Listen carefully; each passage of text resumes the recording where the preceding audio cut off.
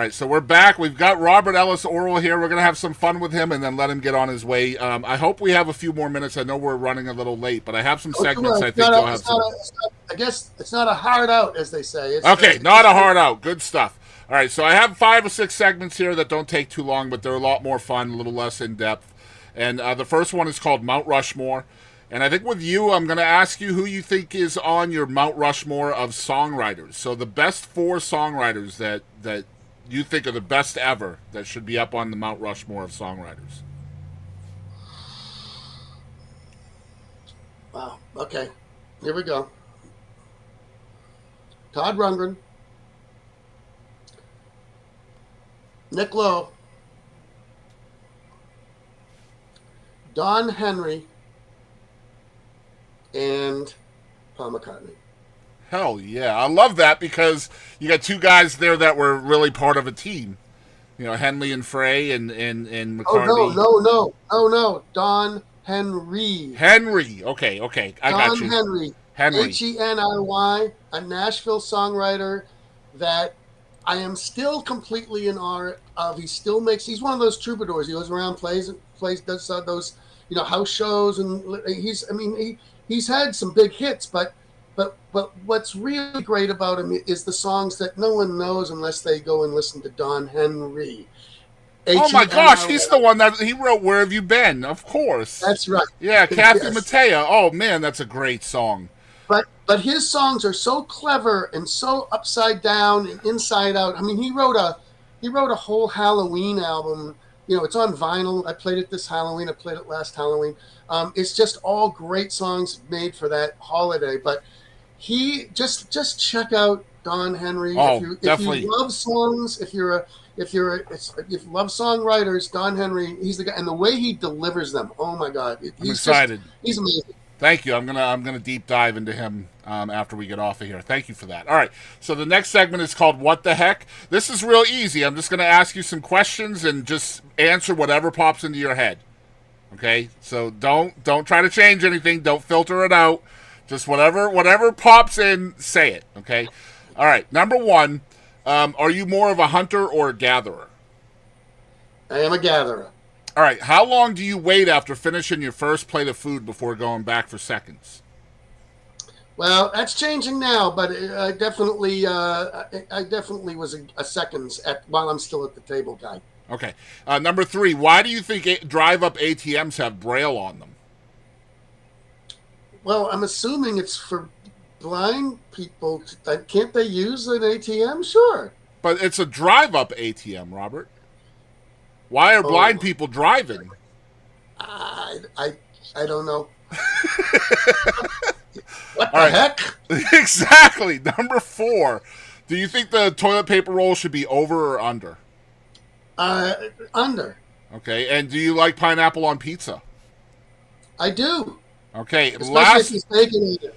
Last one, you said you didn't really like being on stage. You had to go to a different place energetically. What is the most embarrassing thing that ever happened to you on stage? Well, my band has reminded me of the time we were playing in Baton Rouge, Louisiana, while we were on our endless tour back in the early 80s, and we were opening for the local band that was they were called The Cold. And it was a theater, and they had their stage set up, 7 guitars lined up here, then the drum set on the riser. We had to play in front of the riser, all that. And I came bounding onto that stage because we were going to show them who was who. And I knocked all 7 of those guitars over on the way in, including landing on the stage myself. So thank God there was... Dusted off and said, how you doing? Thank God there was no TikTok back then, right? Exactly. We'd be playing it forever. All right, next segment is called One Artist. I always love this segment because I learn about new folks sometimes. Who is one artist you wish the entire world knew about? I love this Claire Rosencrans. She's a girl from California. Just sort of stumbled on her about 3 years ago. She was still living at home, I think. She writes songs with her dad. But they are some of the best pop songs. I'm really into girl pop. I always have been. Oh my gosh, me too, big time. Oh yeah. Oh, and so you're gonna love Claire Rosencrantz. Oh my God, she is so good. So yeah, like I'm a huge like Chapel Roan, Taylor Swift, Billie Eilish, Yeah, people like that. I'm gonna throw one back at you since you gave me her. Check out a girl named Britton, Britton. doing it, writing Yeah. it down. So we'll share there back and forth. This is how people learn about new music, you guys. All right. That's right. Next That's right. next segment is called Wish List. I love this one too. The wish list is essentially a goal of yours that you wish to accomplish. So it could be somebody you wish you could co-write with, or an artist you'd love to work with or produce, or a venue you've never played at. Just something that you would love to do before you're done. I wish to start the old band, Kook, Don, Dave, me. We are recording new music. We're shooting new videos. We're playing in clubs. Hopefully, in some we did a theater last year. Um, we are sort of. So, I mean, everyone kind of from back in the day knows who we were, Mm-hmm. but we're kind of starting again. And people say, "Oh, that's nice. You're getting back together and play a few gigs." And it's like, well, we're our motto at the end of every rehearsal is, all right, let's not die, because if one of us it does, we're done. Yep. But because this is the original four, and I really hope to be playing 10 years from now with these same four guys. Only really like people going, "Hey, did you hear the new record?" I mean, these guys are in their 70s. Mm-hmm. That's what I want. I love that. Next one is called Personal Best. I love this too. I love these segments because they're so self-reflective and they really tell the story. Personal best is what you think your personal best accomplishment as a human being has been. So, like for me, as an outsider looking in, having 3 or 4 songs on a 10 times platinum record is kind of impressive, right? But Yeah. personally speaking, for you, what has been your biggest accomplishment? It is absolutely no doubt my daughter and her two little grandchildren, her wonderful husband, and my two boys, who I don't know if they'll ever get married. Here, let's get a visual. All righty. These guys, Jeff the Brotherhood, my sons, Jake and Jamin.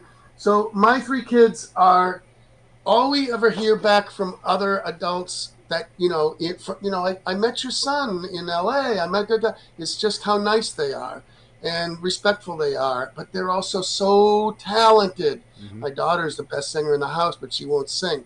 But she's got a line of clothing called Moody, Mmoody, Moody Kids for kids, and they're also creative. They just keep going. Jake and Jamin are on their like 14th album, and they're sweethearts. That and the fact that I'm married to my high school sweetheart, and we're coming up on our 44th anniversary. So And that's definitely something I was thinking about earlier in the show is that one of your first bands, all four of you guys are still together. You're still with the same woman from high school. Incredible stuff. You're just terrified of change, aren't you?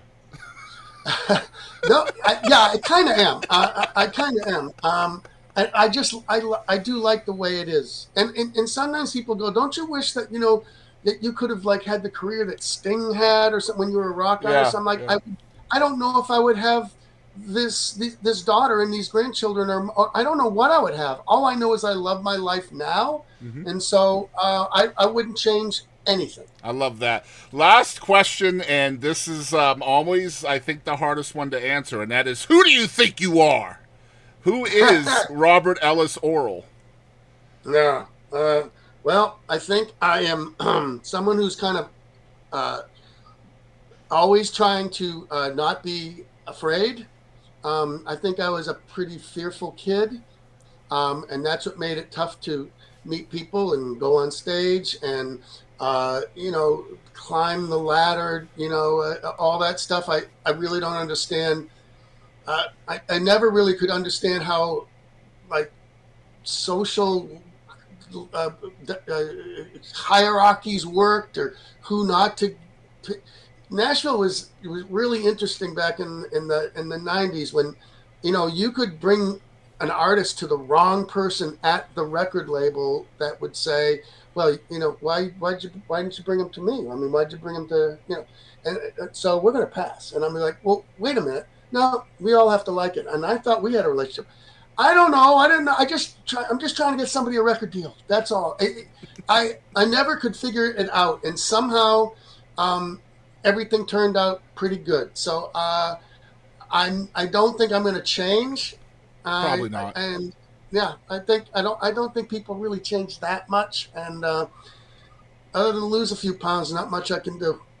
I love that. So 2025 is upon us, and we already know what your goal is really to get the word out on the new band, which again is Robert Ellis Orrall and Kook Lowry and Don Walden and David Stefanelli.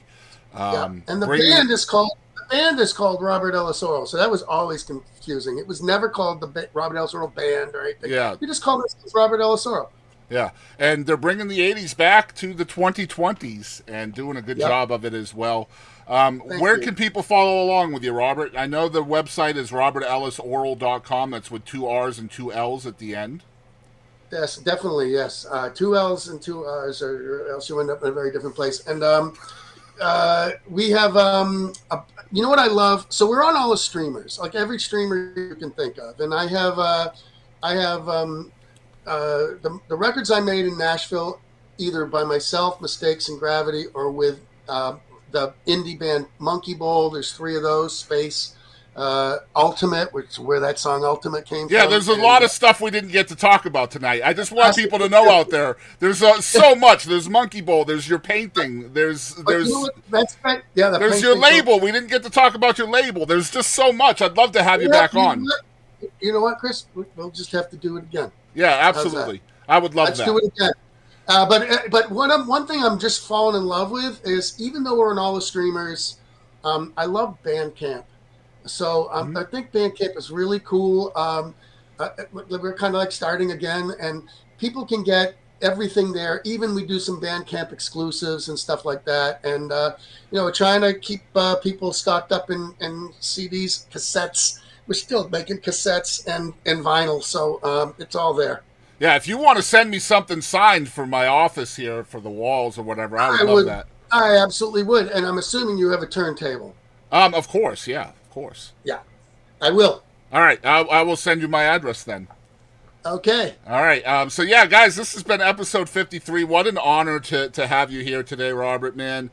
I've loved it. I'm glad you did. I know you don't have a lot of interviews out there, so I'm excited to show people who you are, and just an incredible human being. And what a voyage you have traveled on this planet for over 50 years in the music business, and still at it too, still passionate, still ready to make new art, and I love that, man.